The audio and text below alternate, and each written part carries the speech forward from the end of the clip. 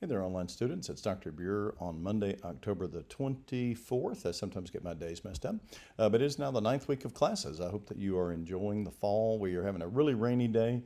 I wanted to show you Stella and I are just really relaxing today, enjoying being inside. But I hope that you are doing well. We are kind of in the home stretch now. We've got still a good bit of work to do. Fortunately, within a couple of weeks, we're going to be having reading week and then the Thanksgiving week. So we got a little bit of time ahead, but let's stay focused. Let's stay on task and make sure we're making the most of the time that we've got in front of us. All right, for NTE 5103, we are currently in the syntax of the noun. You're doing your reading out of Dr. Wallace's text. You're going to take the quiz on the syntax categories of the noun, and that's going to take place on Wednesday. Now, I want to remind you that I don't expect you to memorize Wallace's text. It's a reference tool. You're learning the basic ideas. You're going to go back into it multiple times as you move back into the practice as we go back to translating and doing study guides. So please keep in mind that it's really meant to give you exposure, and then as you go through the next unit, you'll go deep in and go back and review and remind yourself of how things work, etc. So this reading is really familiarity. And then when you come to the quiz number 4, you can actually use Dr. Wallace's text on that section of the quiz where you're answering questions about the syntax categories. So it's meant to be low stress. It's meant to give you exposure. So please keep that in mind as you go through it. In NT 5104, we are still in the middle of that unit in which we are covering exegesis within Ephesians, and you're working on the first exegetical paper. This is really a self-paced unit. You notice that there's no deadlines along the way. You simply have to move towards the first exegetical paper that's going to be due on November the 11th.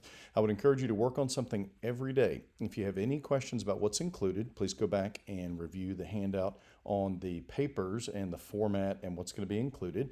But you really need to be working on something every day. These are major assignments. They're about 10,000 words, and that requires a good bit of time to do. So I encourage you to do something every day, just a little bit, maybe do that word study or do the TC problem or whatever the case may be, but work on it consistently every day. In NT 5110, let me hit the right button. Here we go. We are currently working on the unit that was a longer unit. It covered synoptic, source, form, and redaction criticism, but the goal was to give you time to work on the outline. And I want to remind you something about the outline that's pretty critical. Please take a look at the instructions that I give you here. I'm very particular in the way I want it to look and what I want you to do. You'll notice that, for example, every point has to be a full sentence. It has to avoid questions. You're not putting the rhetorical argument together, you're putting the skeleton together. So please read this very, very carefully, and it can't be any longer than 2 pages. You're not writing the paper.